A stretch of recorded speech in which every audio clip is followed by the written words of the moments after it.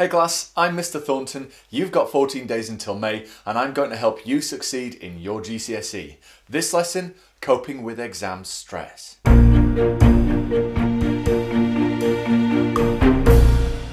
We're now halfway through April and those exams are probably feeling like they're looming quite large on the horizon. You may well be worried that you're not getting enough done. You may be worried that you're the only person who feels like this, but I can assure you, you are not. This video has actually been requested by more people than pretty much any video I've ever done. Vibe Nation, X Amelia XX, Neon Wen, Ahmed, Serena T, Let's Learn Computing, Congo Des, Hannah Phillips, Georgie 1471, Darcy Park, Dr. Fletcher, Sam, Victoria Taylor and Bob John have all been in touch to ask for advice on how to deal with the stress and the sense of panic which they're feeling. I'm sorry if I missed you out. I did try and get everyone there, but there have been so many people requesting it that I may have overlooked someone. But rest assured, you are not the only person who feels like this. It is completely normal to be feeling stressed out at this time of year. So in this video, what I want to do is give you some suggestions for how you can start to manage that stress, how you can help reduce the stress on yourself. I would just like to say at this point that I am not a healthcare professional. I do not have extensive training in mental health issues. I'm just a high school teacher trying to give you the best advice I can. I will be talking towards the end of this video about places where you can get additional help though. Don't just leave it at this. If the suggestions which I make aren't enough, if they aren't helping get rid of that stress for you, then remember that there are other places you can go. And again, as I say, I'll list them in more detail a little later on. Getting the basics right during exam season is a crucial first step towards managing your stress levels. Making sure that you've got a sensible, well-organised revision timetable, making sure that you're getting enough sleep, and making sure that you're getting some regular exercise. All of these things can significantly reduce the amount of stress, which is why I've already covered them in these videos. Do please click these links to view those videos if you haven't already. Getting any of these wrong can significantly increase your stress levels, so make sure that you are aware of what you need to be doing and when. Make sure that you're getting that sleep and do try and stay active. And these will definitely reduce your stress levels. Something an awful lot of people have been saying, especially when they've just started their revision, is that they feel like none of the information they're learning is going in. Again, this is totally 100% normal. It's that way anytime anyone tries to learn anything. At first it can be tricky, but it will be going in. Bit by bit you are strengthening those connections. You need to revisit that information. You need to do past papers and keep track of how you score on those past papers. Over time, you will see that your score starts to improve. But what about in the short term to help manage your stress? Well, here's what I suggest. Keep a list every day of what you've actually learnt. Try and pick just 3 things and list those 3 things in a diary. You can either do this online or on your phone or in a paper diary, but list 3 new things you've learned about today which you didn't know the day before. Now maybe at the end of the month when you look back, you're not going to 100% remember all of those things. But if you've already learned it once, it's going to be pretty easy to go back over it and pick it up again. But list what you've done. Focus on the positive things you've achieved today. Every single one of you will achieve positive things. Every single one of you should have something to write down, so long as you spend a little bit of time doing that revision, sticking to your revision timetable. There will be new bits of information making their way into your brain. They might seem like tiny little bits, but they do all add up. And you've got to remember, typically in an exam, the grade boundaries are around about 10% apart. So on a 60-mark exam paper, that can mean 6 marks. Those little bits can quite easily add up to an extra 6 marks. And you can quite easily get to a higher grade and then another higher grade with a relatively small amount of information. Focus on those positives, see that glass as being half full, and steadily the glass will get more and more full.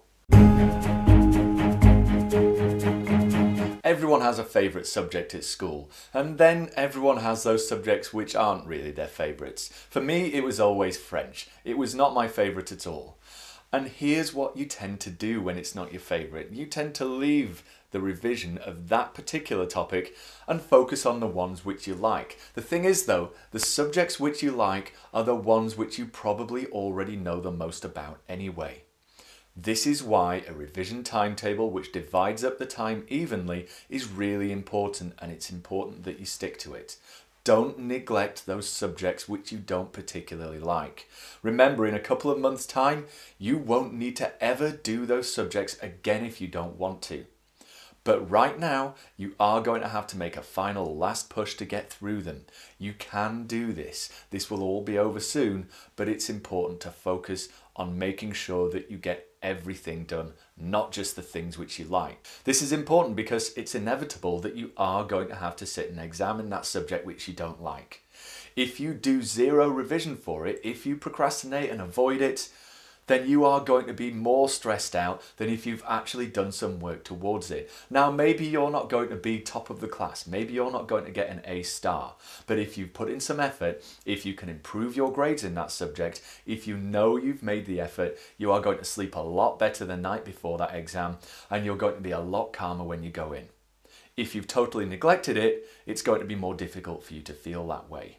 And so making sure that you're not leaving things behind and leaving things on the back burner, but instead making sure that everything is done to an equal amount, that is going to make a big difference to your overall stress levels. There isn't going to be something in the back of your mind constantly nagging you that you should have done more about something. All of those suggestions are quite focused on work, but it's also important that you take a little bit of time for yourself, a little bit of me time, which allows you to relax, allows you to put the stresses of exams out of your mind. Focus on something which you enjoy. Take a long bath. Watch your favourite comedy show, light your favourite scented candle, listen to some music, have a dance. All of these things are really, really important. Although they're not revision, they are crucial ways that you can unwind, and it will help you manage those stress levels as well. This shouldn't be your entire revision process. This shouldn't be something which happens for 5 hours every day, of course. But building in a little time each day, particularly at the weekends, and making sure that you spend a little bit of time on yourself really does help. Spending a little time hanging out with friends is a really important step here as well. Talk to them, find out how they're feeling, share how you're feeling, and you'll find that everyone's feeling pretty much the same way. The trouble with stress is you can sometimes feel like it's only you, but spending a little time with your friends, you'll see that it's definitely not only you. Again, this should not be something which takes the entire day. You do have other things to do as well, but it's healthy and normal and good for you to spend a little bit of time. There's just one rule when it comes to this. You are not allowed to spend 100% of your time talking about how you feel about the exams. You need to spend at least a little bit of time talking about other things. What was on TV last night? Have you heard this new single? Focus on those other things which you'd normally talk about as well. Make sure that you are not just focusing on how you feel, because otherwise that can tend to start building up. Make sure you talk a little bit about other things just as you would on a normal day. Lastly, stress can be a tough thing to shake off. It's completely normal to feel stressed at different points during your life. As a teacher, probably like most of your teachers, I felt stressed during times of my career. And you're going to feel stressed at other points during your life as well. But these tips should be helping. If they're not helping, that's when you need to go looking for extra help. If the pressure is genuinely making you feel unhappy all the time, if it's interfering with your sleep patterns and it's interfering with your relationships with your friends and with your family, then seek out extra help. There is more help out there. The first place to look would be at school. Speak to your teachers, particularly your pastoral teachers. That is your form tutors, your heads of house, your heads of year. Most schools have started putting on various activities to help students cope with the stresses of exams. This varies from school to school. Each school decides what they do, but I would be extremely surprised to find a school which did nothing at all to help you cope with these stresses. So ask for it. They will probably even be looking for which students are looking like they're really struggling with the stresses. So go and tell them, see someone about it, and they will have things on offer for you in most schools. Speak to your parents about it as well. It may be quite a while since they did their exams and they may find it tough to remember what it was like, but they have your best interests at heart. They want to help you. They want you to do as well as you can, but they also want you to be happy and healthy. They don't want you to be succumbing to stress. Now, it may be that they're not sure exactly what to do. That's why this website, youngminds.org.uk, is a really good resource. It's got lots of information for parents about how to deal with stress. You can also check out the NHS website here. They've got lots more information about what stress is and proven tactics for dealing with stress. I'll leave both of these links down in the description so they're easy to find. As I say, I'm just an amateur. The NHS are medical professionals and they understand how to deal with what you're going through better than I ever could. And so if you're not sure, then it's a good idea to get in touch with them, to speak to them. There's a phone number on the website as well which you can call if you need to, or speak to your GP. Your GP will be able to advise you on ways to deal with stress and be able to help you manage that stress if it's got to the point where the suggestions which I've made simply aren't enough. But do talk to someone. Do speak to other people and share your experiences. Just that alone, making sure that other people know what's going on with you, making sure that you get it off your chest, that alone will help you manage that stress. Plus, if you're speaking to the GP, there could be all sorts of services taking place in your local area which will... Plus, speaking to your GP can get you access to all sorts of services in your local area specifically aimed at helping people deal with stress. This is a problem which people of any age can suffer. It's not a failing. It is completely normal, especially when you're under as much pressure with as big a workload as you have right now. So remember, this is not your fault and there are ways to deal with it and there are people who can help you deal with it. Seek them out, ask for that help if my suggestions simply aren't enough. I'd just like to leave you with a couple of final thoughts. Firstly, remember, as I keep saying, you are not alone in feeling this way. Your peer group, your friends will all be feeling the same sorts of pressures. So have a look around. Is there anyone else who could use some good advice, who could use some support? If so, let them know some of the ways that they can deal with stress. Point them in the direction of the resources which they need.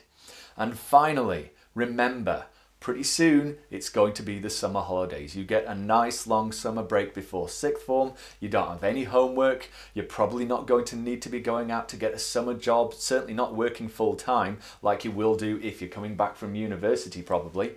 So a really long break is very, very close. You've just got a little bit of a mountain to climb before you get there, but you'll be there soon enough. It'll soon all be over. Stick with it, you'll be out the other side in no time and your stress level will drop to pretty much zero.